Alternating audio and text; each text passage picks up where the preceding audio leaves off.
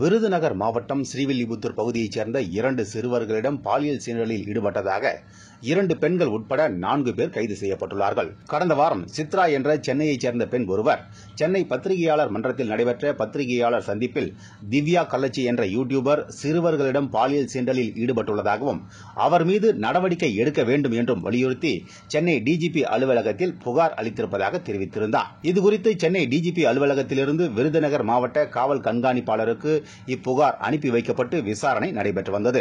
விசாரணையில் தஞ்சாவூர் பகுதியைச் சேர்ந்தவர் திவ்யா கள்ளச்சி. இவர் ஒரு யூடியூபர் ஆவார். இவரும் இவரது நண்பருமான ஈரோட்டைச் சேர்ந்த கார்த்தி ஆகிய இருவரும் ஸ்ரீவில்லிபுத்தூர் அருகில் உள்ள அத்திக்குளம் பகுதியில் ரீல்ஸ் எடுப்பதற்காக வந்துள்ளனர். இதில் கார்த்தி என்பவர் தனியார் தொண்டு நிறுவனம் நடத்தி வரும் சித்ராவின் நண்பராக உள்ளார். இதனால் சித்ரா, திவ்யா கள்ளச்சி மற்றும் அங்குள்ள சிறுவர்கள் இணைந்து பாலியல் சீண்டலில் ஈடுபடுவது போன்ற வீடியோவை எடுத்து தனக்கு அனுப்பி வைக்கும்படி கார்த்தியிடம் தெரிவித்துள்ளார்.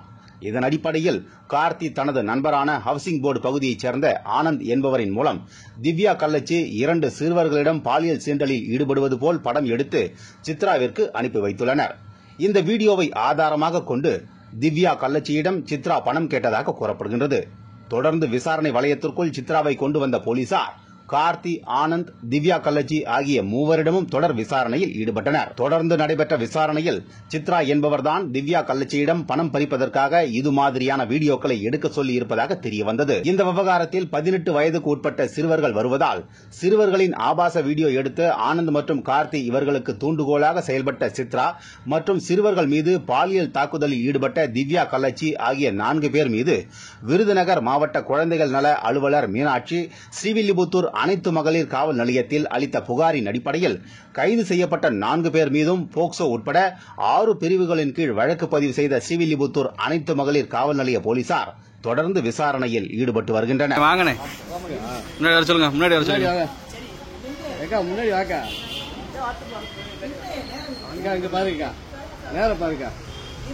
மக்கள் பாருங்க, சித்ரா தான் இவ்வளவு பண்ணி எங்களை மாட்டி விட்டுச்சு.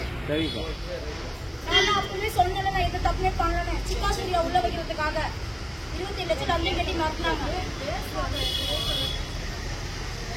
சொல்லுங்க மக்கள் பாருங்க, சித்ரா தான் சிக்கா சூர்யா மாட்டுறதுக்காக.